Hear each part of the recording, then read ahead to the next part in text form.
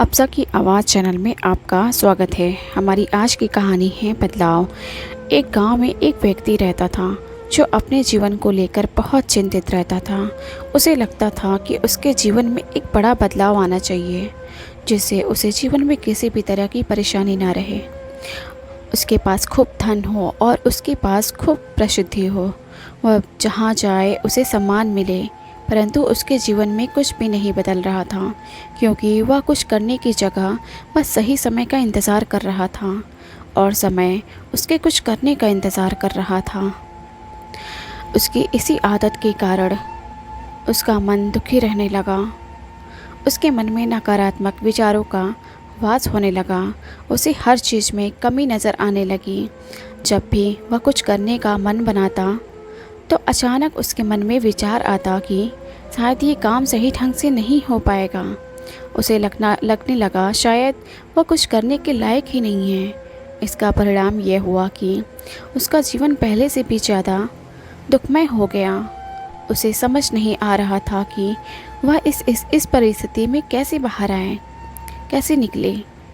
वह कैसे कोई ऐसा काम करे जिसमें वह सफल हो सके। दिन बीतते जा रहे थे, लेकिन उसे अपनी इस समस्या का कोई समाधान नहीं मिल रहा था। उसी दौरान उनके गांव में एक साधु आए, जिनकी प्रसिद्धि दूर तक थी।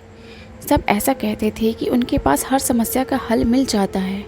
जब उस व्यक्ति ने ये सुना कि साधु उनके गांव में आए हैं, तो वह बिना कुछ सोचे समझे अपनी समस्या लेकर तुरंत उनसे मिलने चला गया। साधु को प्रणाम कर उसने अपनी समस्या बताई। उसने बताया कि वह अपने जीवन में बदलाव चाहता है, परंतु उसे कोई सही राह नहीं मिल पा रही। इसी कारण उसके मन में नकारात्मक विचार आते रहते हैं और दुख हमेशा घेरे रहते हैं।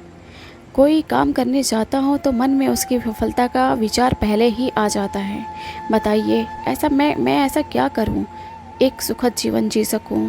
साधु ने पूरी बात सुनी और उस व्यक्ति को दूसरे दिन उसे सूर्योदय के समय आने के लिए कहा।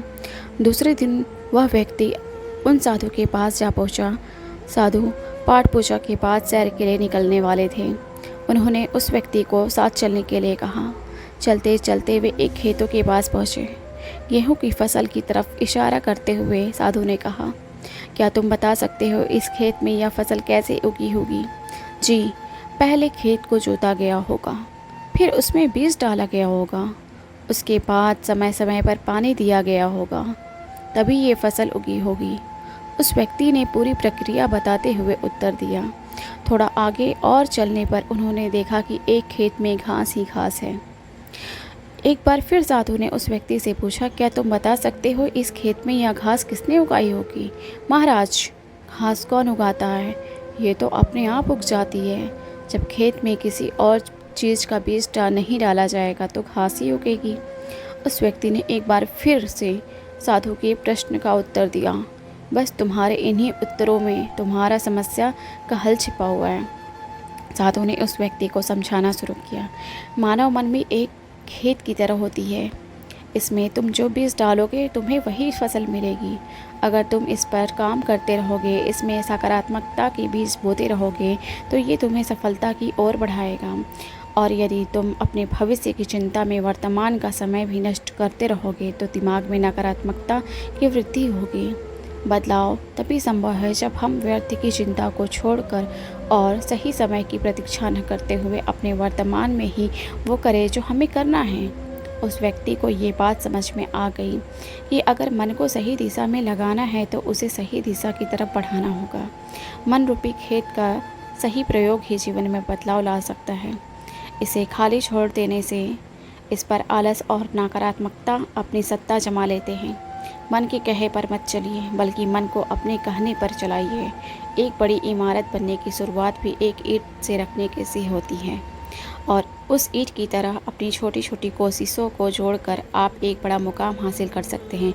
ज़रूरत है तो बस एक शुरुआत की। दोस्तों, मुझे ऐसा लगता है ये बदलाव जीवन की कहानी कई लोगों के जीवन से मिलती जुलती है। हम में से कई लोग ऐसे हैं जो आज का काम कल पर, या यूँ कहें कि हमेशा के लिए टालते रहते हैं। इसके साथ ही शिकायत भी करते हैं कि न जाने कब हमें सफलता मिलेगी। यदि आपके जीवन आपके साथ भी ऐसा होता है तो हमें कमेंट बॉक्स के ज़रिए अपने विचार ज़रूर बताएं।